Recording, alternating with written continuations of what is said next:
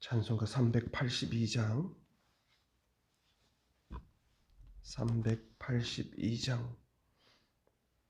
부르시면서 하나님께 예배드리겠습니다.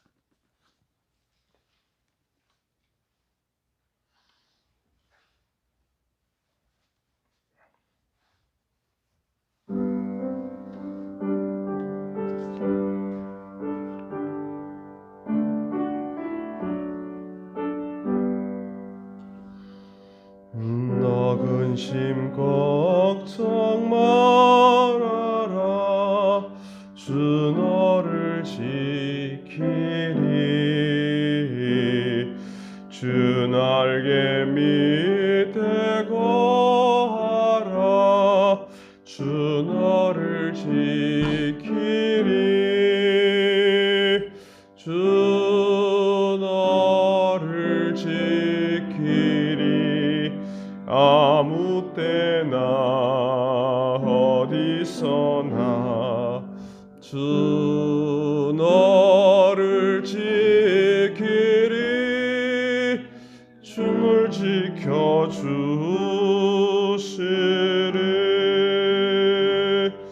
어려워 낙심될 때에 주 너를 지키리.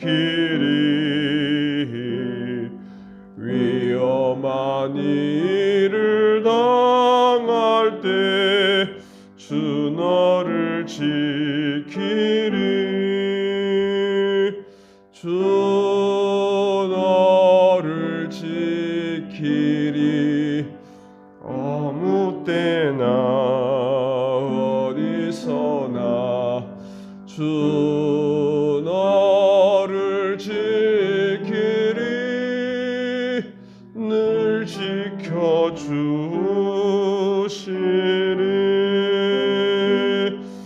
낯설 것 미리 아시고 주 너를 지키리.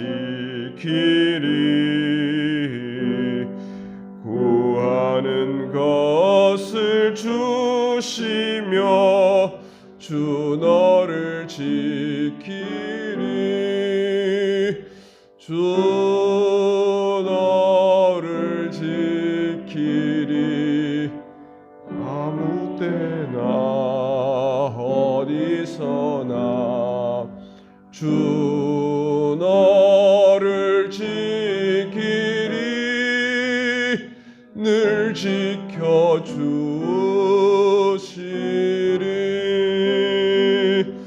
어려운 시험 당할 때 주 너를 지키리. 구주의 품에 거하라. 주 너를 지키리. 주 너를 지키리. 아무 때나 어디서나 주 너를 지키리. 늘 지켜주시리.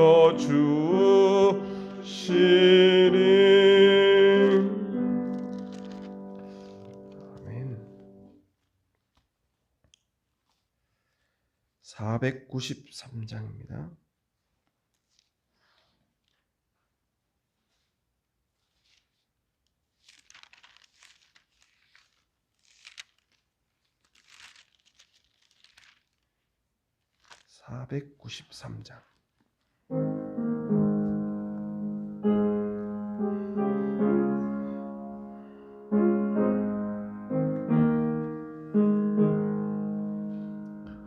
하늘 가는 밝은 길이 내 앞에 있으니 슬픈 일을 많이 보고 늘 고생하여도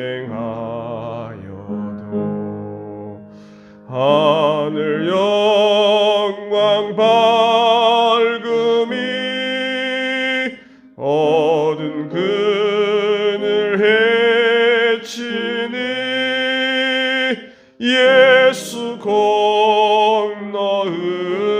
의지하여 항상 빛을 보도다. 내가 염려하는 일이 세상에 많은 주 속에 근심 밖에 걱정 늘 시험하여도 예수 보배로운 피 모든 것을 이기니 예수 공로 의지하여 항상 이기리로다. 내가 전성 바라보고 가까이 왔으니 아버지의 영광 집에 나시고 싶도다. 나는 부족하여도 영접하실 터이니 영광 나라 계신 임금 우리 주 예수라. 아멘. 천지를 만물을 지으시고 지금도 살아서 우리와 함께 하시는 하나님 아버지, 오늘 하루도 주님께 나와 하루를 시작하게 하시니 감사합니다. 하나님 자녀 삼아주시고 또 우리에게 예수 그리스도를 믿게 해주셔서 감사합니다. 그 이름 외에는 우리가 구원받을 이름도 없을 뿐만 아니라 하나님 아버지 앞에 나올 수 있는 능력도 자격도 공로도 없음을 고백합니다. 우리를 사랑하셔서 오늘도 예수의 이름을 의지하고 주님 앞에 나옵니다. 주여, 우리의 부족과 연약함을 불쌍히 여겨주시고 우리를 긍휼히 여겨주시옵소서. 오늘도 우리의 모든 문제 가운데서도 주님을 바라보고 믿음으로 나아가오니 주여, 은혜 위에 은혜를 더하여 주시옵소서. 주님, 어렵고 힘든 이 모든 상황 속에서도 믿음 흔들리지 않게 하여 주시고 또 세상을 바라보면서 분내지 아니하고 또 원망하거나 불평하지 아니하고 모든 승리 가운데 합력하여 선을 이루시는 하나님의 그 크신 계획을 믿고 신뢰하며 100% 오르신 주님을 의지하고 오늘도 믿음으로 걸어갈 수 있는 은혜를 저희들에게 허락하여 주시옵소서. 주님, 이 나라 이 민족을 불쌍히 여겨 주옵시며 이 어려운 시기에 정치가 안정되기를 소원합니다. 정말 하나님께서 원하시는 귀한 지도자를 뽑을 수 있는 은혜를 더하여 주옵시고 경제가 참 어렵습니다. 주님, 회복시켜 주시고 가게하거나 사업하거나 참으로 많은 어려운 가운데 있는 백성들이 있습니다. 주님, 그들을 지켜주시고 이 어려움을 잘 이겨낼 수 있도록 힘주시고 용기 허락하여 주시옵소서. 안보도 지켜주시옵시고 또 이 모든 어려운 일들을 감당하며 수고하는 우리 의료진과 또 방역 관계자들을 주님 붙들어 주시옵소서. 주님, 우리 교회의 모든 교우들 어디에 있든지 무엇을 하든지 주님의 날개 아래 늘 품어주시옵시고 늘 지켜주시옵소서. 지금까지 주님의 은혜로 다 지켜주셨는데 앞으로도 함께 하시고 오늘도 함께 하여 주셔서 우리 가운데 거하시는 주님을 경험하며 감사하며 찬양하는 귀한 하루 되게 해 주시옵소서. 교회 안팎을 지켜주시옵시고 교회에 세우신 많은 우리 직분자들을 기억하여 주시며 주어진 사명 잘 감당할 수 있도록 도와주시옵소서. 우리 교회 모든 가정들마다 은혜를 주시고 가정마다 사랑이 넘치게 하여 주시고 주님으로 인하여 기쁨이 넘치며 주님의 평강이 주장하게 해 주시옵소서. 상처 입은 가정들이 있다면 위로해 주시고 슬픔 가운데 있는 가정이 있다면 주님 찾아가셔서 회복시켜 주시고 기쁨 가운데 소망 가운데 주를 바라보며 믿음으로 일어서게 해 주시옵소서. 우리들의 자녀들을 주님 기억하여 주시고 그들을 위해도 은혜를 주셔서 믿음의 계대가 이어지도록 도와주시며 늘 예배 때마다 주의 임재를 경험하게 하시고 주님을 만나며 주의 음성을 듣는 귀한 은혜도 있게 해 주시옵소서. 저희 교회가 돕고 있는 선교 기관들이 있습니다. 주님 기억하여 주시고 그 기관들 주신 사명 잘 감당할 수 있도록 세우신 리더들을 축복하시고 특별히 주신 사명 잘 감당할 수 있도록 힘 더하여 주시옵소서. 오늘도 말씀 앞에 습니다. 주여 말씀하옵소서. 깨닫는 영을 주시고 순종하는 용기를 허락하여 주시옵소서. 믿음으로 나아가오니 함께하여 주옵소서. 예수님의 이름으로 기도합니다. 아멘. 오늘 우리에게 주시는 하나님의 말씀은 사도행전 24장 10절에서 23절 말씀입니다.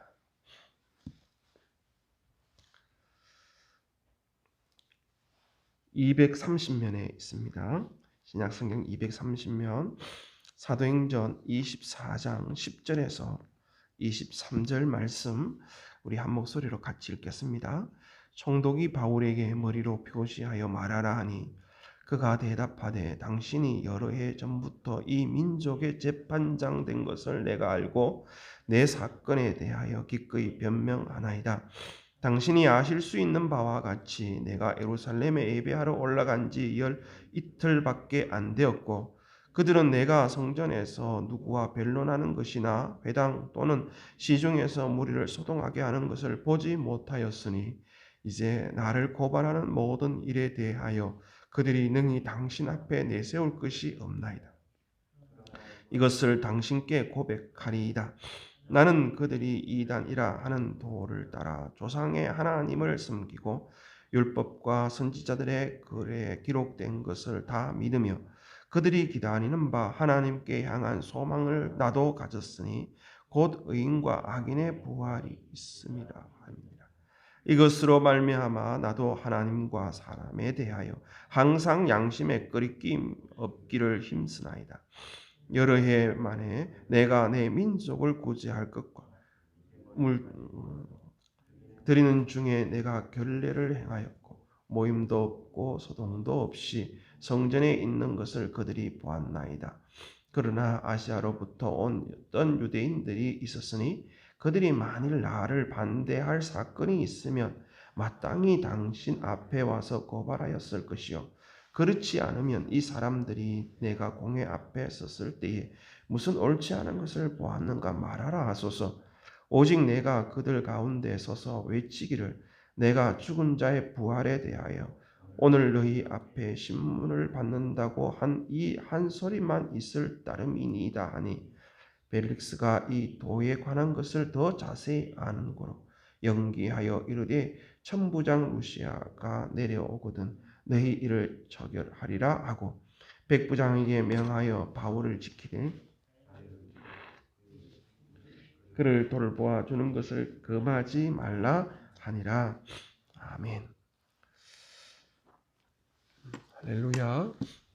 오늘도 예배하신 하나님의 은혜와 축복이 우리 가운데 충만하기를 원합니다. 온라인으로 예배 드리시는 우리 성도들의 그 예배 자리에도 동일한 역사가 있기를 간절히 원합니다. 우리가 신앙생활을 하면서 때로는 억울한 일을 당할 때가 참 많습니다. 그 억울한 일을 당할 때 우리가 하나님과 사람 앞에 끄리낌 없이 정말 양심에 끄리낌 없이 살았다면 우리는 늘 그러한 억울한 일을 당할 때에 우리의 신앙을 고백합니다. 우리의 신앙을 고백하면서 우리의 신앙의 떳떳함을 또 당당하게 이렇게 얘기합니다. 그렇게 얘기할 수 있는 이유가 무엇입니까? 우리는 마지막 심판을 알고 있습니다. 하나님께서 우리를 창조하셨고 또 우리가 죽고 주님 앞에 서는 그날, 분명히 서는 그날이 있을 것입니다.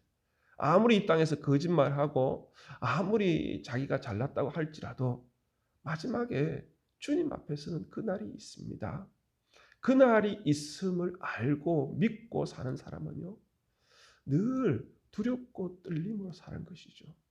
또 그것뿐만 아니라 그 주님 앞에 그 서는 그날까지 주님께서는 모든 주권을 가지고 계시잖아요. 우리를 건져내시고 우리를 택하시고 우리를 구원하실 뿐만 아니라 우리를 통하여 참 은혜의 통로로, 축복의 통로로 우리를 세우시고 또 이끄실 터인데, 그 모든 것이 주님의 주권 안에 있으니까 우리가 부족하고 연약해도 그 은혜를 사모하는 것이죠. 우리가 문제 있음을 늘 인정하고 우리의 부족을 늘 인정하면서 오늘도 주님 우리를 불쌍히 여겨달라고, 오늘도 우리를 긍휼히 여겨주셔서 주님의 은혜 안에 있을 때 하나님의 자녀의 권세를 누릴 뿐만 아니라 우리를 통하여서 하나님의 그 큰 그림, 그 섭리 가운데 우리를 사용하시고 또 우리를 통하여서 영광 받으시는 줄 믿습니다. 아무리 억울한 일을 당해도 우리가 당당함은 그때를 알고 늘 신앙으로 고백하며 살아가는 우리의 삶이 되어야 할 줄 믿습니다. 오늘 이 바울은요, 자신이 그 억울한 일 가운데 자신이 그 벨릭스 앞에서 그 신앙을 고백합니다. 고백을 이렇게 한다고 그래요. 14절 보니까 그러나 이것을 당신께 고백하리이다. 나는 그들이 이단이라 하는 도를 따라 조상의 하나님을 섬기고 율법과 선지자들의 글에 기록된 것을 다 믿으며, 이 14절 15절이 어떻게 보면 바울의 복음의 핵심입니다. 바울이 전했던 복음의 핵심인데 그 핵심을 얘기하면서 고백하는 모습들을 보게 됩니다. 하나님과 사람 앞에서 양심의 끄리낌 없이 이렇게 살려면 늘 이런 자신의 모습들을 고백하고 또 인정해야 할 것입니다.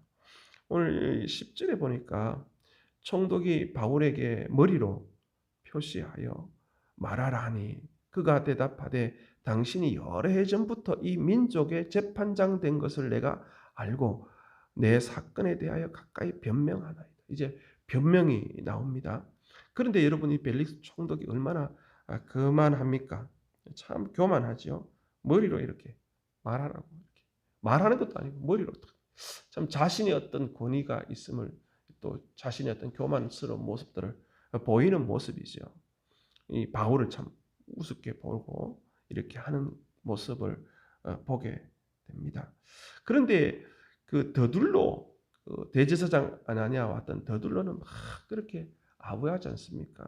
당신 때문에 우리나라가 개선되어졌고 당신의 어떤 선견으로 말미암아 참 좋아졌다고, 그렇게 또 감사하다고 얘기하지 않습니까? 그런데 사도 바울은 당신은 이 민족의 재판장이 된 것을 내가 안다. 이 말은 무엇이겠습니까? 당신이 주어진 그 재판장의 사명을 좀 잘 감당했으면 좋겠다. 이 말이죠. 그냥 지금 재판의 어떤 역할을 잘 했으면 공정하게 재판을 해달라고 이렇게 하는 것입니다.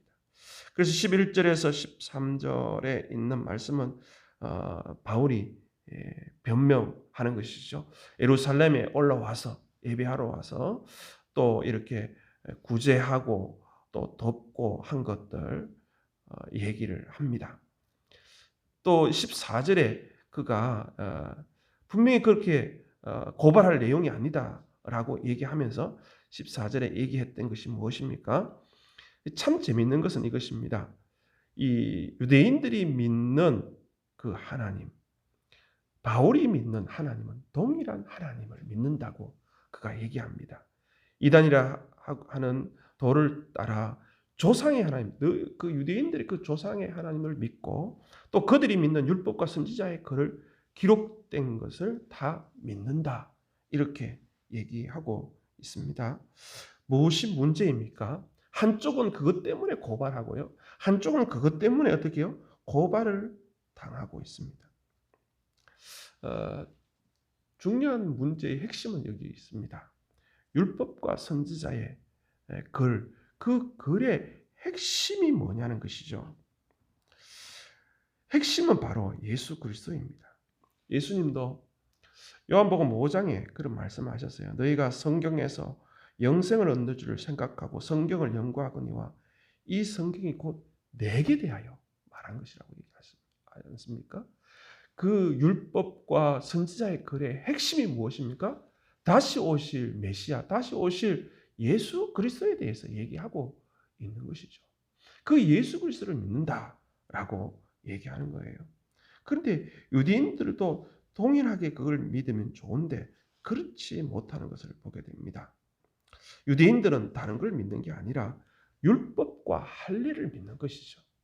다시 말하면 이 율법과 할례를 통하여 구원받는다라고 믿고 있는 것이죠. 그래서 율법을 지키고 10계명뿐만 아니라 613개의 그 조항들을 다 지키고 또 할례를 받는다면 하나님께서 우리를 사랑하시고 하나님께서 우리를 택하셨기 때문에 내 행위로 인해서 의롭다 할 수 있고 내 행위를 통해서 구원을 받는다. 그렇게 믿고 있는 것이죠. 하나님의 백성이기 때문에 그렇게 또 얘기하는 것이죠. 참 중요한 것은 이 바울이 얘기하는 것은 예수 그리스도인 것이죠. 우리가 아무리 율법을 따르고 또 순종한다 할지라도 그것을 다 지켜서 의인이 될 수 있는 확률은 없다는 것이죠. 한 사람도 없다는 것이죠. 그래서 예수를 통해서 하나님을 섬기고 예배하는 것, 예수의 이름으로 우리가 기도하지 않습니까?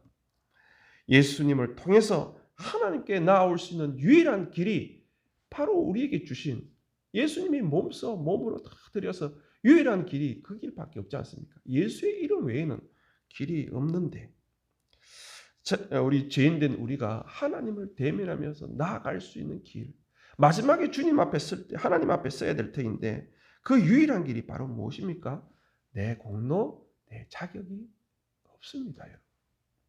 오직 예수님이 내 죄 사해 주시고 또 그 죄의 싹인 그 사망을 이기시고 다 사망의 문제, 저주의 문제를 다 해결해 주셨기 때문에 그 공로로 하나님께 나아갈 수 있는 것입니다. 우리 신앙생활 할 때 참 위험한 것이 바로 이것입니다. 뭐냐 하면 나는 자격이 안 돼. 나는 정말 조건도 안 돼. 공로 없어. 그러면서 절망하고 모든 걸 포기해버리는 사람이 있어요. 또 어떤 사람은 나는 모태신앙이기 때문에 나는 참 지금까지 허물 없이 참 대가 없이 이렇게 살아왔어. 그러면서 자신의 공로 생각하고 나는 의로와 난 구원받을 수 있다라고 생각하는 분들. 이 두 가지 종류가 극단적이지만 좀 어떻게 보면 신학에 위험한 것이죠. 우리는 아무리 깨끗하다, 의롭다 하지만 주님 앞에 서면 참 티끌없는 사람이 어디 있겠어요. 참 티끌같이 약한 우리인 것입니다. 하지만 예수님의 은혜, 예수님의 공로, 예수님의 그 베푸신 그 은혜로 우리가 의롭다함을 입는 것입니다. 오늘도 우리가 주님 앞에 이렇게 나온 것은 참 아버지 앞에 나온 것은 주님의 공로 아니면 아무도 이렇게 나올 수 없는 것이지 않습니까? 우리가 죽음 앞에 설 때에도 늘 주님의 은혜를 구하고 오늘 하루도 살아갈 때에도 주님의 은혜를 구하는 내 힘으로 살아가지 아니하고 내 지혜로 내 계획대로 살아가는 게 아니라 주여 오늘도 내게 은혜를 베풀어 주십시오. 늘 실수하고 넘어집니다. 부족합니다. 그렇게 고백하면서 나아갈 때 우리 하나님의 자녀로서 하나님께서 또 강하고 담대하게 살아가도록 인도해 주실 줄 믿습니다. 15절에 보니까 그들이 기다리는 바 하나님께 향한 소망을 나도 가졌으니 곧 의인과 악인의 부활이 있으리라 함이니라. 이게 참 중요한 복음의 핵심인 부활이 나옵니다. 여러분 복음의 핵심 두 가지가 뭡니까? 십자가 사건. 주님이 내 대신 다 죄를 짊어지셨다. 내 죄를 대속해 주셨다. 이 부활 사건은 또 무엇입니까? 부활 사건은 딴 것이 아니라 내 죄 없음을 증명하는 내용이죠. 그래서 우리의 모든 죄를 짊어지시고 사망의 권세를 다 이기시고 살아나신 것은 주님께서 그 모든 죄를 다 없이 하시고 살아나신 거예요. 주님께서 만약에 우리의 모든 죄를 짊어지셨을 때 조금이라도 하나 죄를 남겨두셨다면 주님은 부활을 못해요. 왜요? 죄의 싹은 뭐예요? 사망이기 때문에 그래요. 죄 어느 그 하나 없이 다 해결하셨기 때문에 부활하신 것이죠. 그래서 우리의 죄 없음을 증명하는 것이 바로 부활이라는 것이죠. 의인의 부활과 악인의 부활이 있어요.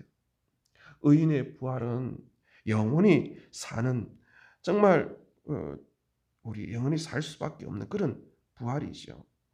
그러나 악인의 부활은 무엇입니까? 심판의 부활이에요. 심판의 부활.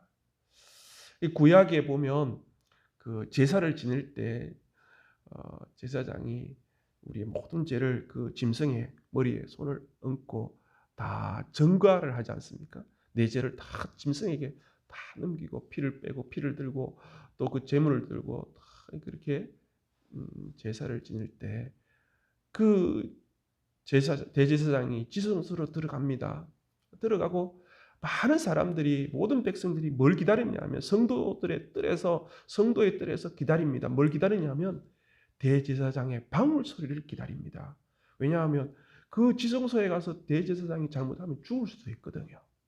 근데 그 지성소에서 들어가서 하나님 앞에 연락되면 그 모든 죄가 다 사해지면 지성소에서 나오잖아요. 그러면 그 대제사장이 입었던 옷에 달린 그 방울 소리가 울린다고요.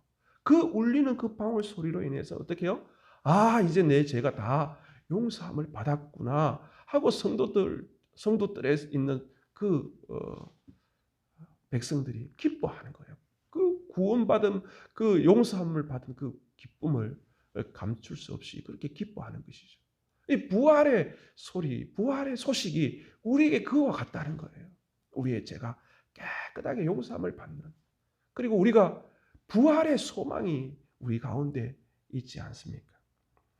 16절에 보니까 이것으로 말미암아 나도 하나님과 사람에 대하여 항상 양심에 거리낌 없기를 힘쓰나이다.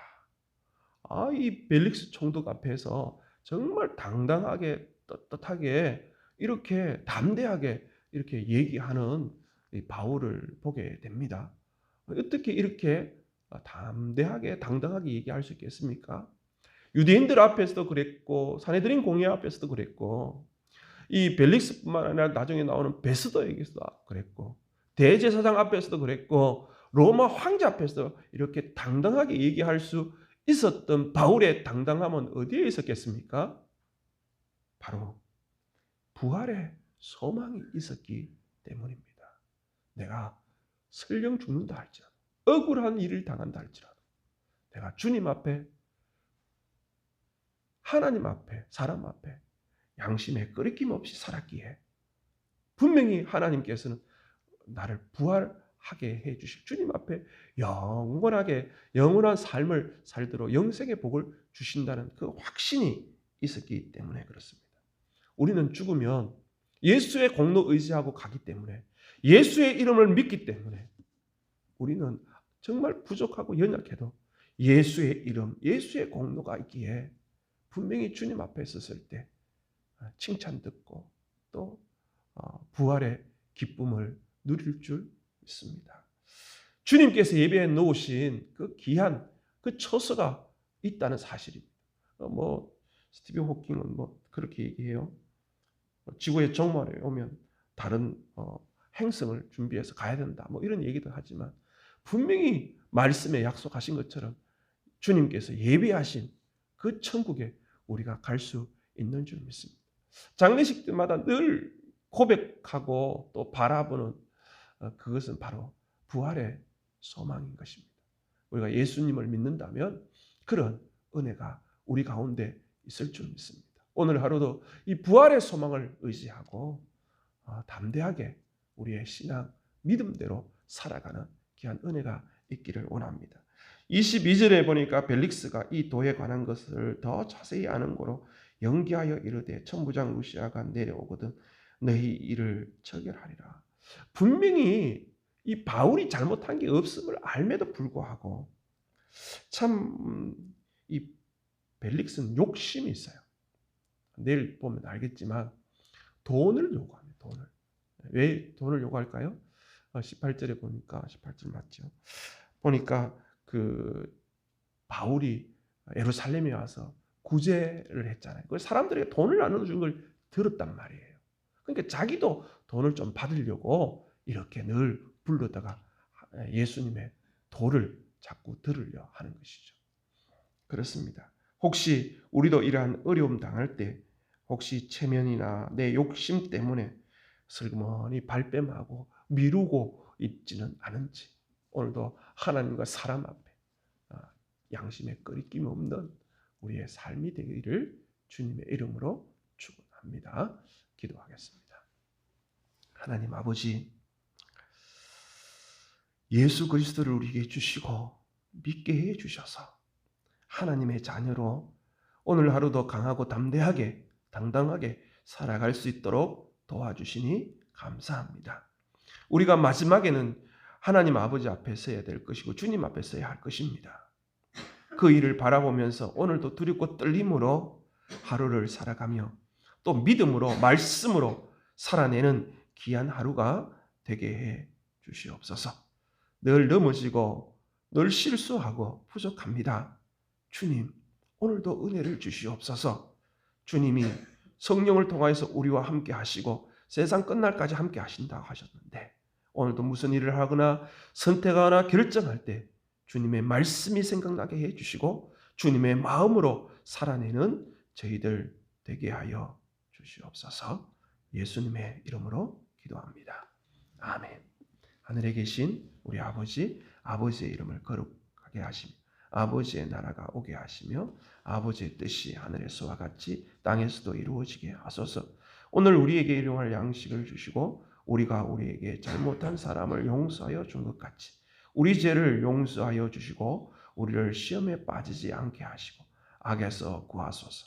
나라와 권능과 영광이 영원히 아버지의 것입니다. 아멘.